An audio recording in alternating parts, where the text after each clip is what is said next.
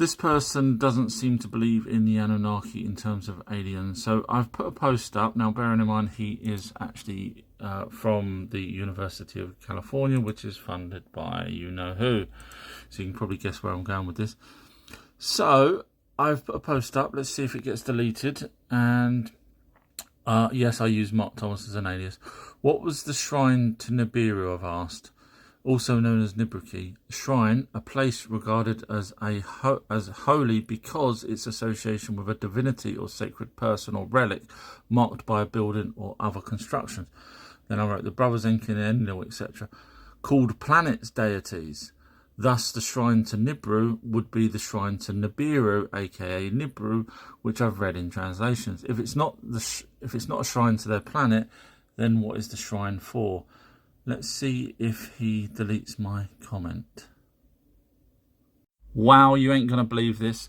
Just this morning I posted a comment on this guy's YouTube channel and it's now been deleted. And the reason why it's been deleted is because I asked a question that he couldn't answer. Now, bearing in mind, he seems to think he knows a lot about cuneiform. In fact, so much so, same guy here without the beard, actually, he's done a video saying Zachariah Sitchin debunked with Dr. Manio. However, if you can't, Mr. Manio, answer my simple question, which I did, go watch my previous video, everybody. Brilliant question. Knew he would delete it, and it's only the same day. So someone's gone in and deleted my comment because they can't answer it. Because it proves that the Anunnaki were real. Obviously, this guy doesn't want it to be. Watch my previous video, it explains it all. So, I'm afraid Anunnaki are real because just by the fact that you had to delete my comment. Anunnaki are real, aliens were real. Please let me read you something. Even though it's from AI, you will have a giggle and religious people will run a mile. The Bible is a collection of religious texts that were written over a period of thousands of years by numerous authors from various cultures and regions of the ancient Near East. I'm getting there. Hang on, everybody. Some parts of the Bible were lightly influenced by Mesopotamian, the earlier Mesopotamian and Canaanite myths and stories. So, it's a myth when Mesopotamian write it.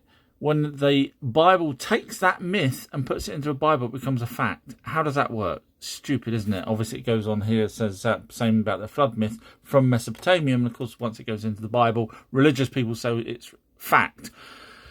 So that means if these myths are facts, that means Enlil and Enki, the Anunnaki, are facts. That's a fact.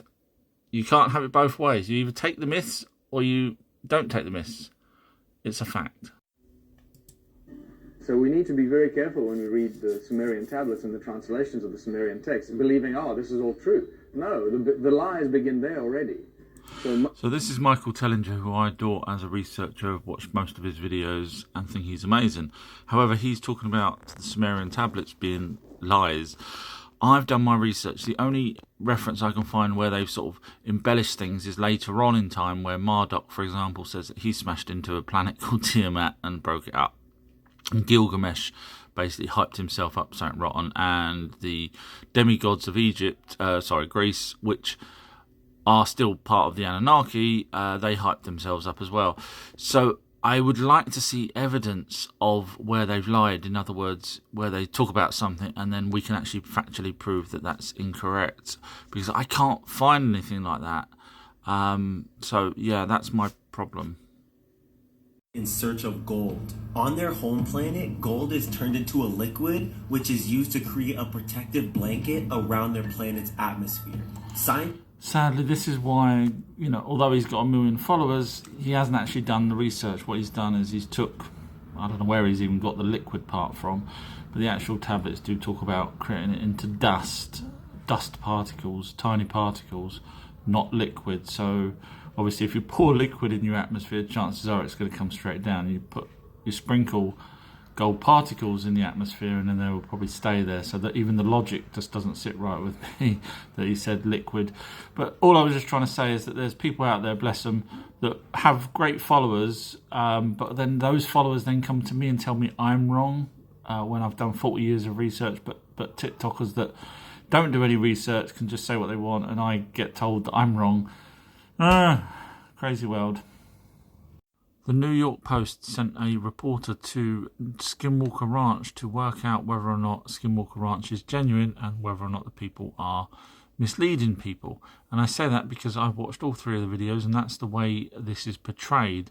So if you want to watch them, they're on YouTube. Just type in Skinwalker Ranch New York Post. However, I have watched them, and I've put a video up with it's 17 minutes long, going through my thoughts on their video on Skinwalker Ranch. And if you know me, you know I enjoy this kind of thing. And you can actually watch that on my Patreon page, free of charge. You don't have to do anything. Just go to Our True History on patreon.com. And if you want to find it, you can just go to my website, ourtruehistory.co.uk.